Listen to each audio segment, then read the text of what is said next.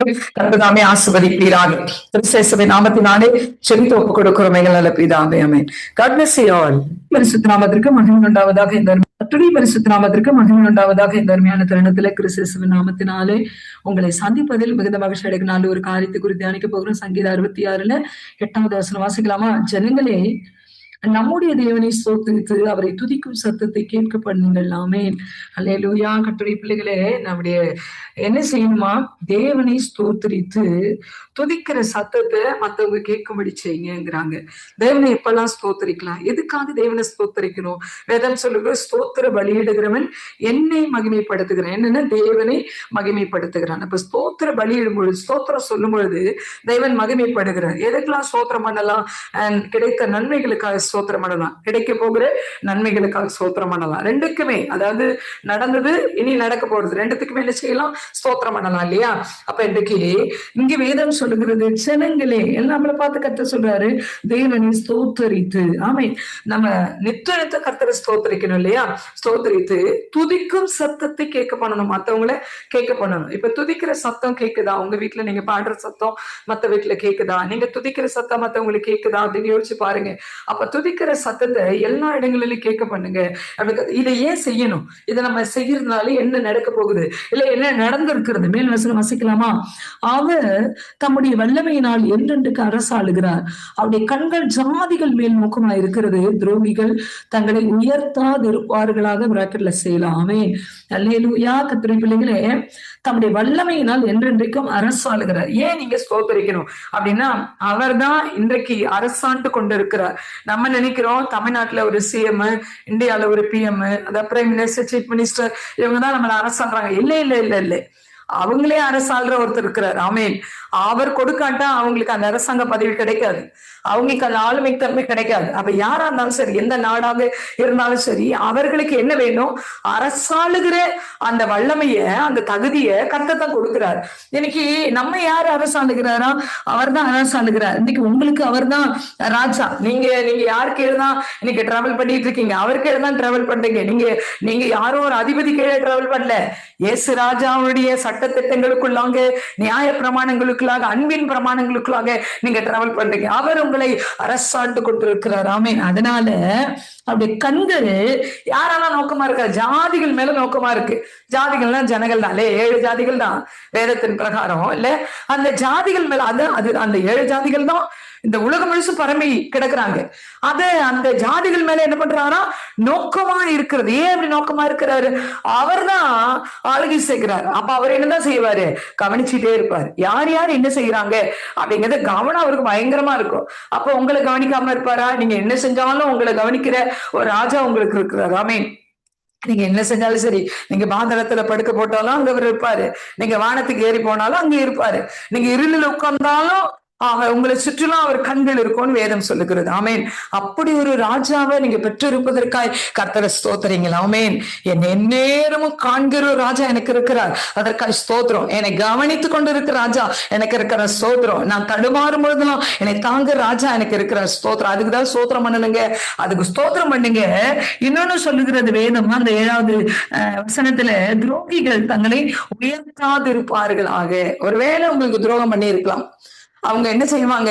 அவங்க உயர்ந்து போக மாட்டாங்க. வேதம் அப்படிதான் சொல்லுது. அவங்க அதை உணர்வு வரைக்கும் உயர மாட்டாங்க.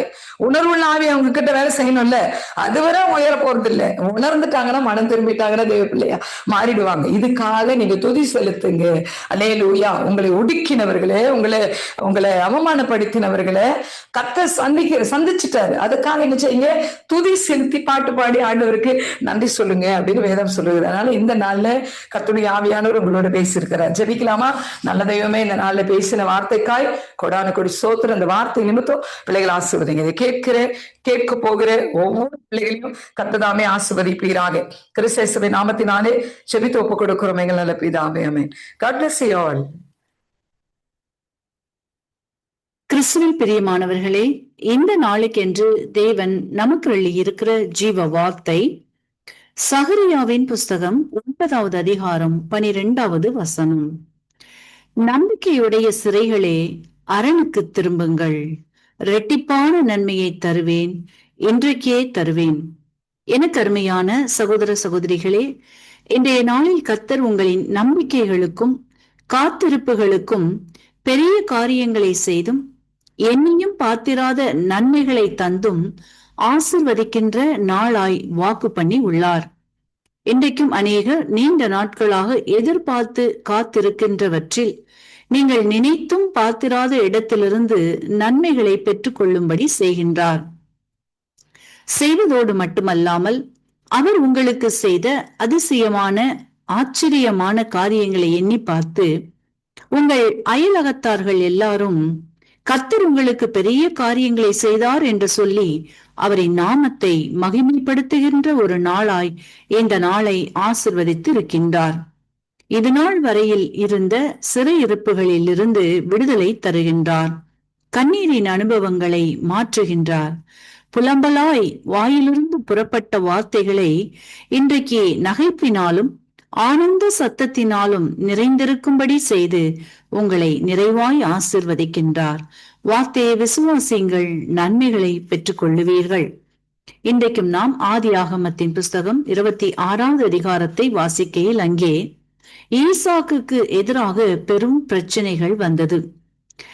முப்பியாக்கள் வெட்டிய துறவுகளை கண்டுபிடித்து அதை தனக்கு சுதந்திரமாக்கிக் கொள்ள செல்லுகையில் ஈசாக்கிற்கு எதிராக விரோதமாக அநேகர் எழும்பினார்கள். வெட்டுகிற துறவையெல்லாம் திரும்பவும் மூடி போட்டார்கள். ஈசாக்கு விசுவாசத்துடனும் விடாமுயற்சியுடனும் தொடர்ந்து கர்த்தருடைய நாமத்தின் பேரில் துறவுகளை மீண்டும் மீண்டும் தோண்டினான். தோண்டிய துறவிலெல்லாம் நீரூற்றை கண்டான். தன்னுடைய ஆடு மாடுகள், வேலைக்காரர்கள், விளைச்சல்கள் எல்லாவற்றிலும் பெரிய வெற்றியை, பெருக்கத்தை கண்டபடியினால் ஈசாக்கை எதிர்த்து ஆரவாரத்துடன் வந்தவர்கள் சொல்லுகிறார்கள், நிச்சயமாக கர்த்தர் உம்மோடே கூட இருக்கிறார் என்று கண்டோம் என்றும் நீ கர்த்தரால் ஆசிர்வதிக்கப்பட்டவன் என்கிறார்கள். பின்பு அவர்கள் கூறுகிறார்கள், நாங்கள் உம்மோடே கூட உடன்படிக்கை பண்ணிக் கொள்கிறோம் என்று சமாதானம் பண்ணி கொண்டார்கள்.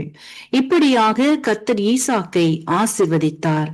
ஆரவாரங்களை அதட்டினார், சிறையிருப்புகளை திருப்பினார், விருத்தியடைய செய்தார் என்று நாம் வாசித்தறிகின்றோம். இன்றைக்கும் உங்களின் வாழ்க்கையிலும் கூட அநேக வேளைகளில் சத்துருவானவன் தொடர்ந்து வந்து நீங்கள் போகிற வழிகளை எல்லாம் அடைத்து போட்டும் அடிக்கடி தூற்று போட்டும் எழுந்திருக்க முடியாமல் கலக்கத்தோடு காணப்படுவீர்களானால் இன்றைக்கு கர்த்தர் உங்களை பார்த்துதான் சொல்லுகின்றார், பயப்படாதே, நான் உன்னோடே கூட இருந்து உன்னை ஆசிர்வதிப்பேன் என்கிறார். ஆகவே இன்றைய நாளில் உங்களுக்கு எதிராய் எவையெல்லாம், எந்த சூழ்நிலைகளெல்லாம் ஆரவரித்தும் சத்தமிட்டும் வந்ததோ அவைகளை எல்லாம் அடக்கி போக பண்ணி உங்களுக்கு விரோதமாய் புறப்பட்டு வந்தவர்களை உங்களோடு சமாதான உடன்படிக்கை பண்ணும்படி செய்கின்றார். உங்களின் ஆரவார சிறையிருப்புகளிலிருந்து விடுவித்து ஆனந்த சத்தத்தை கேட்கும்படி செய்கின்றார். மேலும் உங்களின் வாழ்க்கையில் சில எதிர்பாராத சூழ்நிலைகளினால், மனிதர்களினால் உங்களின் சமாதானம், பலன், சந்தோஷம், மகிழ்ச்சி போன்றவற்றை இழந்து போய் கசப்பான அனுபவங்களுடன் விரக்தியோடு மனம் சோர்ந்து போய் காணப்படுவீர்களானால் இன்றைக்கு கர்த்தர் சொல்லுகின்றார், இஸ்ரவேலின் தேவனாகிய கர்த்தருடைய செட்டைகளின் கீழ் அடைக்கலமாய் வந்த உனக்கு என்னாலே நிறைவான பலன் உண்டு என்கிறார். இன்றைக்கு நீங்கள் இழந்து போன யாவற்றையும் பெற்றுக்கொள்ளும்படி செய்கின்றார். இதனால் உங்களை பார்க்கின்ற உங்கள் அயலகத்தார்கள் எல்லாரும் உங்களுக்கு கர்த்தர் செய்த அற்புதங்களை, அதிசயங்களை, தயவை எண்ணி ஆச்சரியப்படும்படி உங்களை ஆசிர்வதித்து நடத்த போகின்றார். வார்த்தையை விசுவாசியுங்கள், அற்புதங்களை காண்பீர்கள். நம்பிக்கையுடைய சிறைகளே, அரணுக்கு திரும்புங்கள், இரட்டிப்பான நன்மையை தருவேன், இன்றைக்கே தருவேன். ஆமேன். இன்றைக்கும் இந்த வார்த்தைகளை கேட்டுக்கொண்டிருக்கின்ற உங்களில் யாரேனும் உங்களின் பாவங்களுக்காக மரித்து உயிர்த்தெழுந்த இயேசுவை அறியாமலும் விசுவாசியாமலும் இருப்பீர்களானால் இன்றைக்கு உங்களை ஒப்பு கொடுத்து விசுவாசியுங்கள். உங்களின் பாவங்களும் மன்னிக்கப்பட்டு விடுதலையாகி ஆசிர்வதிக்கப்படுவீர்கள். இந்த வார்த்தைகள் மூலமாக கர்த்தர் இன்று உங்களை ஆசீர்வதிப்பாராக. கிறிஸ்துவுக்குள் பிரியமான சங்கமம் தமிழ் கிறிஸ்தவ வானொலி நேயர்களுக்கு அன்பின் வாழ்த்துக்கள். இன்றைய மன்னா. அவர் பெத்தானியா வரைக்கும் அவர்களை அழைத்து கொண்டு போய் தம்முடைய கைகளை உயர்த்தி அவர்களை ஆசீர்வதித்தார். லூக்கா 24:50. பிரியமானவர்களே, தம்முடைய ஜனங்களை ஆசீர்வதிப்பதை குறித்து மிகவும் ஆவலும் அன்பும் அக்கறையும் உடையவராக அன்றும் இன்றும் என்றும் மாறாதவராய் இருக்கிறார். மேலே சொன்ன வசனத்தை சற்று கவனித்து பாருங்கள். அவர் இந்த பூமியிலே வந்து சிலுவையில் மரித்து உயிர்த்தெழுந்த மீண்டும் பூமியை விட்டு கடந்து போவதற்கு முன்பதாக செய்த கடைசி ஆசீர்வாதமே இது. அவர் கைகளை உயர்த்தி அவர்களை ஆசீர்வதித்தார். நாம் ஆசீர்வாதமாய் இருக்க வேண்டும் என்பதில் அவருக்கு எவ்வளவு பிரியம் இருக்கிறது. அவர் ஆசீர்வதித்துக் கொண்டிருக்கும் போது தானே ஒரு மேகம் அவர்களை சூழ்ந்து கொண்டது. அவர் பரலோகத்திற்கு எடுத்து செல்ல கொள்ளப்பட்டார். இஸ்ரவேலை ஆசீர்வதிப்பதே தேவனுக்கு பிரியம். இயேசுவானவர் எமக்கு ஜீவன் உண்டாகவும் அந்த ஜீவனை பரிபூரணப்படுத்தவும் வந்தார். அவருடைய ரட்சிப்பையும் விடுதலையும் அபிஷேகத்தையும் வல்லமையையும் கிருபைகளையும் ஆசீர்வாதங்களையும் நாம் பெற்றுக்கொள்ள வேண்டும் என்பதே எப்போதும் அவருடைய விருப்பமாகும்.